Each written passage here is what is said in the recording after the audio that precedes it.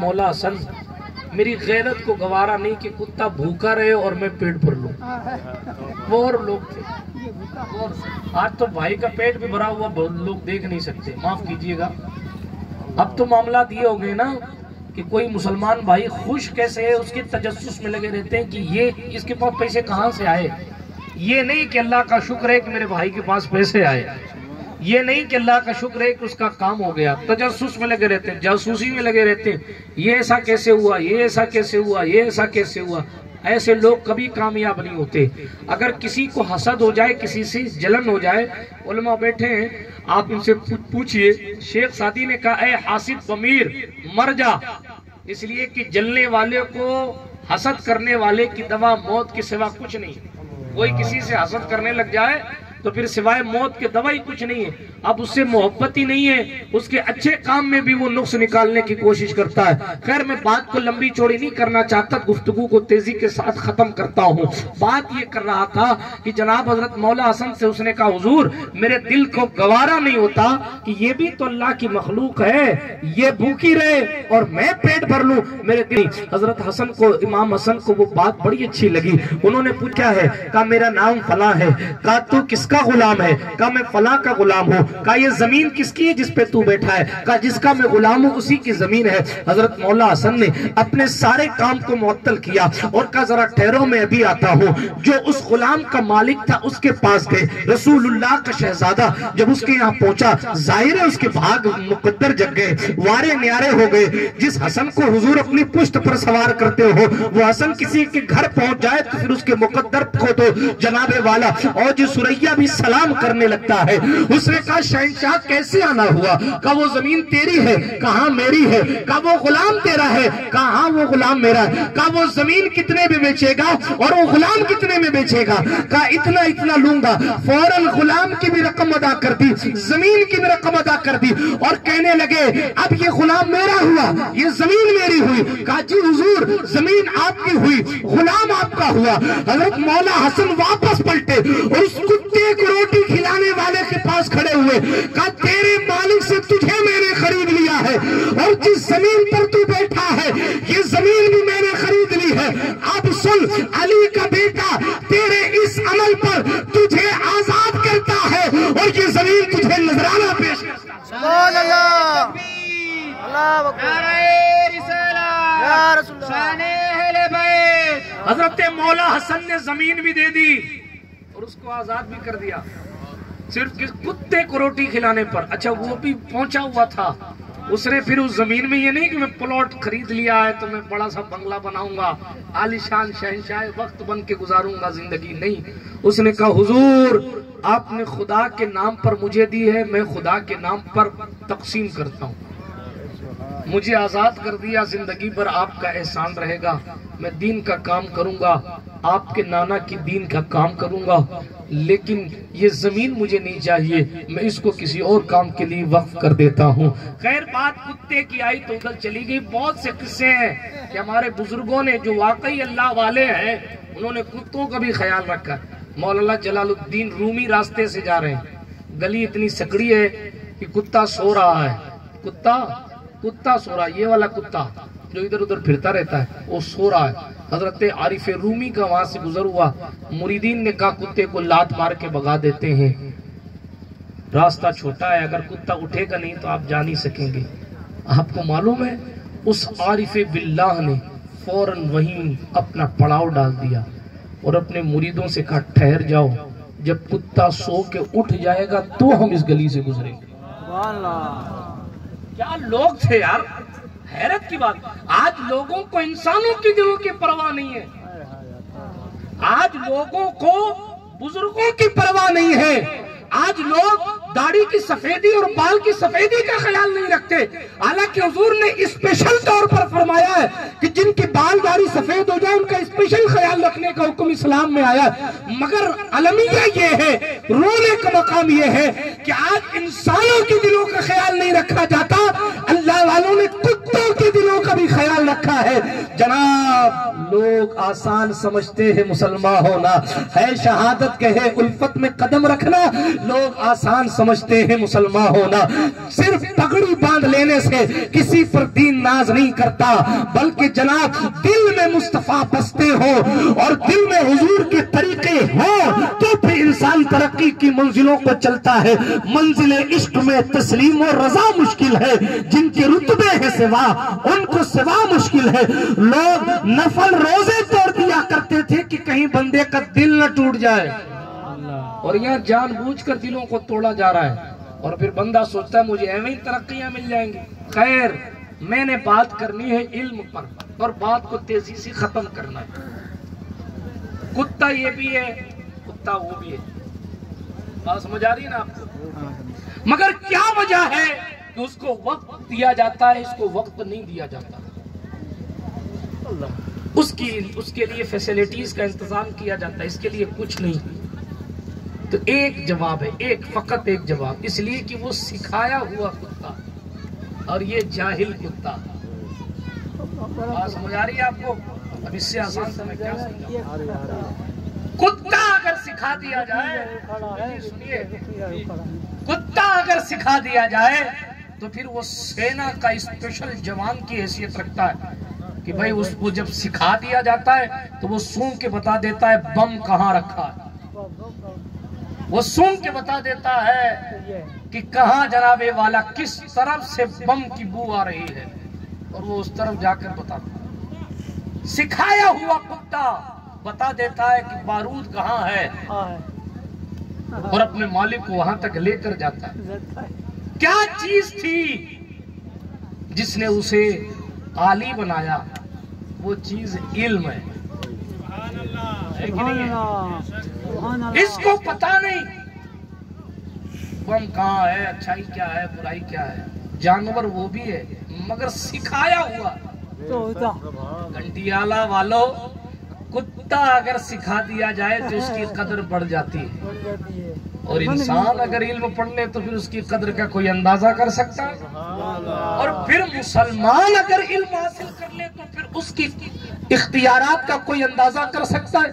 پھر مسلمان اگر حضور کا علم سیکھنے لگ جائے تو پھر اس پر بہترین ناظرہ کرنے لگے۔ یہی وجہ تھی کہ جب تک مسلمان پڑھتا تھا تب تک جیوگرافی کا موجد مسلمان تھا، علم نو کا موجد مسلمان تھا۔ بو علی سینا اور جناب والا رستہ تالیس مسلمانوں میں پائے جاتے تھے۔ اب مسلمانوں نے پڑھنا چھوڑ دیا ہے تو لوگ کتوں کی طرح مار مار کے بھگا رہے ہیں۔ حقیقت بات ہے، یہ جملہ بڑا ہے، برا لگے تو معاف کیجئے گا، مگر آپ دیکھیں بو علی سینا اتنا بڑا فلسفر کہ کسی بھی مذہب کا بندہ ہو بو علی سینا کے فلسفے کو رد نہیں کرتا، اتنا بڑا فلسفر ہے۔ لیکن بو علی سینا ہے کون؟ پڑھنے کا شوق کتنا ہے اس کو، کتنا شوق ہے اس کو پڑھنے کا۔ بادشاہ کی طبیعت خراب ہوئی، کوئی بندہ بادشاہ کو ٹھیک نہیں کر سکا۔ بادشاہ نے اعلان کیا کہ جو مجھے ٹھیک کر دے گا میں اسے آدھی سلطنت دے دوں گا۔ ایک نوجوان سا لڑکا بادشاہ کے دربار میں آیا، اس نے بادشاہ کا علاج معالجہ شروع کیا۔ چند دن گزرے کہ بادشاہ کی طبیعت ٹھیک ہو گئی۔ بادشاہ نے اپنے وعدے کے مطابق کہا بول کیا مانگتا ہے؟ آدھی سلطنت دے دوں۔ اس نوجوان نے کہا تیری سلطنت کی چاہت نہیں، مجھے چند کتابیں دے دے، چند کتابیں دے دے۔ اور چند کتابوں کو لے کر وہ پڑھتا رہا۔ اسی نوجوان کو بڑے ہو کر بو علی سینا کہا جاتا ہے، جو اپنے وقت کا بہت بڑا فلسفر۔ یہ پڑھے لکھے لوگوں کی باتیں بات میں بیچ میں آ گئی تو میں نے عرض کر دیا۔ صرف اتنا بتاتا ہوں کہ علم سے بندہ ترقیاں پاتا ہے۔ یرفع اللہ الذین آمنوا منکم والذین اولو العلم درجات۔ ایمان والوں کے، علم والوں کے درجے اللہ بلند کر دیتا ہے۔ اسی لیے اللہ کے دین کو حاصل کرنے کی کوشش کریں۔ دوسرا رخ دیکھیں، اگر آپ دین نہیں پڑھیں گے، آپ اپنے بچوں کو دین نہیں پڑھائیں گے، آج تو کورٹ کچھ قانون بنا رہا ہے، کوئی کچھ بک رہا ہے، کوئی کچھ بول رہا ہے، مگر ہم میں کم سے کم اتنی تمیز تو ہے کہ ہم جانتے ہیں کہ جو مسئلہ کورٹ نے بتایا وہ صحیح نہیں ہے، شریعت کا مسئلہ کچھ اور ہے نا۔ لیکن اگر آپ پڑھیں گے ہی نہیں تو پھر آنے والے وقت میں آپ کو کیا پتا چلے گا کہ کیا صحیح ہے اور کیا غلط ہے؟ اگر آپ کے بچے دین نہیں سیکھیں گے تو پھر کون سیکھے گا؟ کوئی کانگریس بی جے پی کے ذمہ دار سیکھیں گے دین؟ دین تو آپ نے سیکھنا ہے، اپنے محبوب صلی اللہ علیہ وآلہ وسلم کا طریقہ کار تو آپ نے سیکھنا ہے، مصطفیٰ جان رحمت علیہ السلام کا دین تو آپ نے سیکھنا ہے۔ جب آپ دین سیکھیں گے تو پتہ لگے گا کہ بھئی اللہ والوں کی زندگی کیا ہے۔ جب دین سیکھیں گے، میں نے آپ کو بتایا کتنا دین سیکھا تھا عارف باللہ مولانا جلال الدین رومی نے، آپ ان کی مثنوی پڑھیں تو آپ کو پتا چلے گا وہ صرف عالم ہی نہیں، اپنے وقت کے عارف یعنی اللہ کو پہچاننے والے۔ جب وہ اس لیول پر پہنچے تب دیکھے آپ، میں نے آپ کو قصہ سنایا کہ وہ راستے سے گزر رہے ہیں اور راستے میں گلی چھوٹی ہے، کتا سو رہا ہے۔ جب وہ کتا سو رہا ہے تو اس اللہ والے نے زور نہیں دکھایا کہ جناب مارو کتے کو لات اور پھینک دو، اسلام کی تعلیم ان کے پاس تھی، انہوں نے کہا رک جاؤ، کتا سو کے اٹھے گا تو میں گلی پار کروں گا۔ سبحان اللہ، سبحان اللہ۔ یہ کہاں سے علم آیا؟ آپ سیکھیں گے دین مصطفیٰ۔ یہ علماء تشریف رکھتے ہیں ہمارے اسلام میں ایک چینٹی کو بھی مارنے کی اجازت بغیر ضرورت شرعیہ نہیں ہے۔ ہاں صحیح بخاری میں حدیث ہے کہ اللہ کے ایک نبی نے، عام بندے کی بات نہیں ہے، اللہ کے ایک نبی نے چینٹیوں کو آگ لگا دی تو اللہ نے اس پر وہی فرمائی نبی پر کہ تم کو کس نے اختیار دیا کہ تم چینٹیوں کو جلا رہے ہو؟ یہ دین کی تعلیم ہے، مگر یہ بال بھاسکر پڑھنے سے تو نہیں آئے گی۔ آپ کو قرآن پڑھنا پڑے گا، ورنہ کوئی کچھ بھی بولے گا کہ قرآن میں یہ لکھا ہے، قرآن میں یہ لکھا ہے، قرآن میں لکھا ہے۔ اب بندہ پڑھا ہوا نہیں ہوگا تو سادے کاغذ پہ کچھ بھی لکھ دو، مگر آپ قرآن پڑھیں گے تو ایک تو آپ اپنا دین سیکھیں گے اور دوسری بات اللہ کے رسول سے صلی اللہ علیہ وسلم سے آپ کو بہتر ہونے کا سرٹیفکیٹ مل جائے گا۔ طالب علم کی خدمت کرنا بھی بہت بڑی سعادت ہے۔ آپ اگر کسی علم حاصل کرنے والے کو پانی بھی پلا دیتے ہیں، دعوت کر دیتے ہیں، کچھ نظر و نیاز پیش کر دیتے ہیں تو یہ سب بہت بڑی باتیں۔ اس پر ایک قصہ سنا دیتا ہوں اور بات کو ختم کرتا ہوں۔ علم ہوگا، جب علم ہوگا تب بندہ یہ سوچے گا کہ صاحب نماز پڑھنا ہمارے لیے کتنی ضروری ہے۔ سنیں، آج ابھی حضرت قبلہ فرما رہے تھے کہ لوگوں کو مسجد جانے کا شوق ہی نہیں رہا۔